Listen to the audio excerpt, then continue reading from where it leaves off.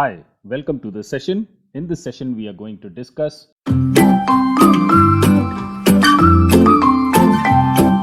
getting to know your data. This is the part 2 of this session where today or in the previous session, we learned how the basic things work.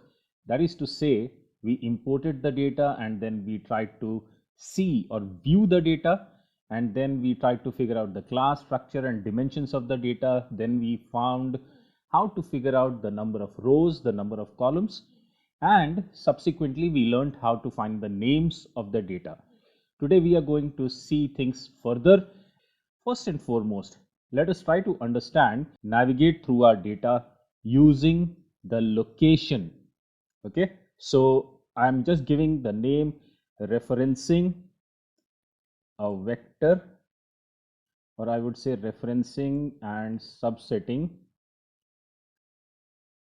a vector by location,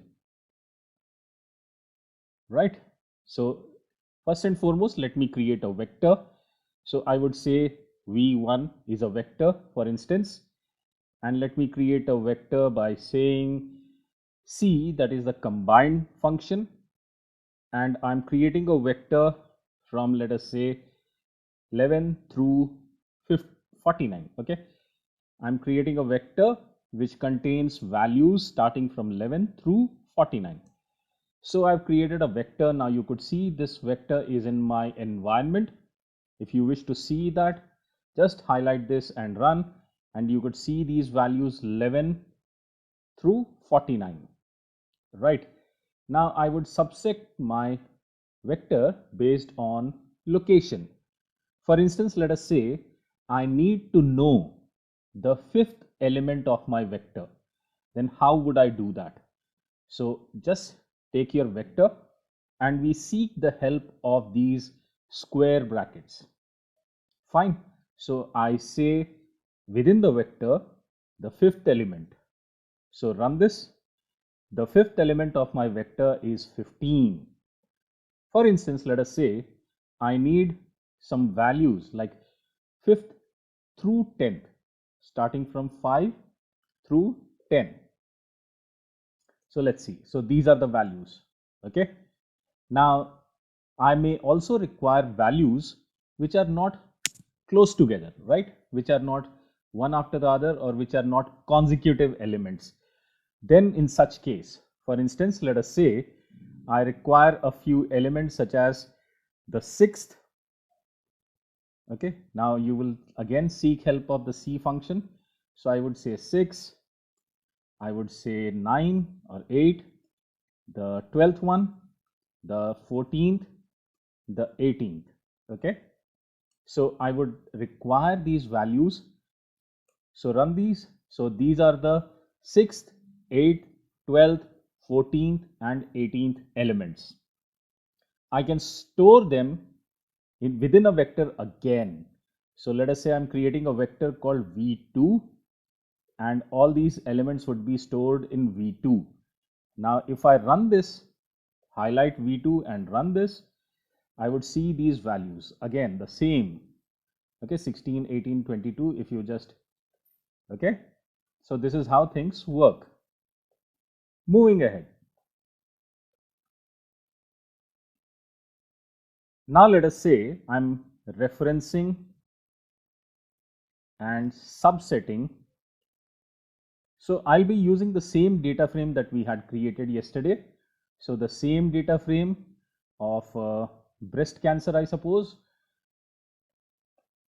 Now let us see. I have the data frame. You can see it in the global environment. The name is DF. Now for instance, I'm looking for my data frame DF. And within that, now a data frame consists of rows and columns, right? So I have two dimensions, rows and then columns. So whenever I use a square bracket, I need to have two arguments, one for the rows and one for the columns. Now in such case, for instance, let us understand step by step. I need the first 5 rows. So this is DF within the square brackets, the first 5 rows. and then I would like to see the first 5 columns. So, comma, the first 5 columns, right? So I get to see this, the first 5 rows, 1, 2, 3, 4, 5, and the first 5 columns, 1, 2, 3, 4, and 5. So these are the first 5 rows and the first 5 columns, right? Now, there could be another instance where I may look for all the rows and a few columns. Okay, in such case, what am I looking for over here? Let me put a comment over here. I'm looking for all the rows and the first 5 columns. Now, in such case, all the rows, you can write all the rows, or what you can do, a simple comma would work. Okay, so when you leave the rows argument blank, that implies that you require all the rows and first 5 columns. So 1 through 5. So this gives me all the rows, only the first 5 columns. Okay, so this is how it works. So this is the output that you get. Now, the flip side of it, for instance, I want all the columns and the first 5 rows. In such case, I would do the reverse of it, df, and then I would say 1 through 5 and put a comma and leave the columns argument blank. So that implies that I would require all the columns. Okay, now this is what the output you get.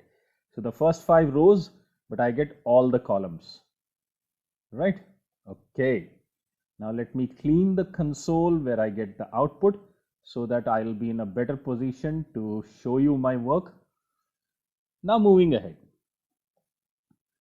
I need all rows but the second, the fifth, and the eighth columns only. Now let us see. Okay, I want all the rows. So now probably you are in a position to guess. So for all the rows, leave the rows argument blank. And now I want the second, the fifth, and the eighth columns only. So put a C, and in this case I would use 2, 5, 8. Now this gives me the required output. So I have all the rows but only a few columns that we have asked for, that is the second, the fifth, and the eighth one. Good. So now you are in a position to understand how to use the or how to refer and subset your data frame based on locations. Now, for instance, I wish to referencing of data frames, referencing and subsetting of data frames using names. Because at times you may face a problem when you are handling huge data sets. I may know the name of my variable, but I don't know exactly where it lies. In such case, okay, so first and foremost, let us get the names of my data frame, okay, the names of the columns in my data frame. So how do I do that? Names. Yesterday we learned this. So names df. Now I have the names. These are the names of my data frame, okay, the columns. Now in this case, for instance, I wish to understand, or I wish to just pull out one single variable, one single column. In such case, how do I go ahead? So I use df, use the $sign, and then you get this easy to navigate tabbed options where you can easily select any particular variable of your choice. For instance, I am looking for area mean.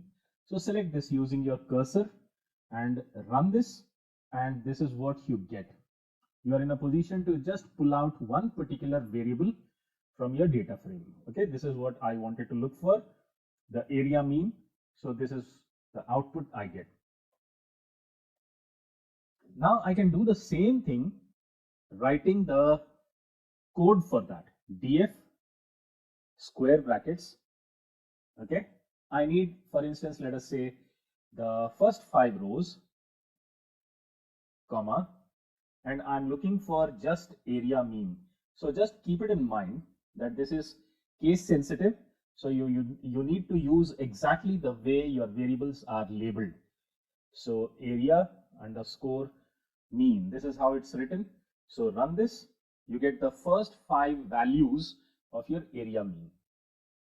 Okay, so this is how I use names for subsetting my data frames. I hope you found this session to be useful. Thank you for watching.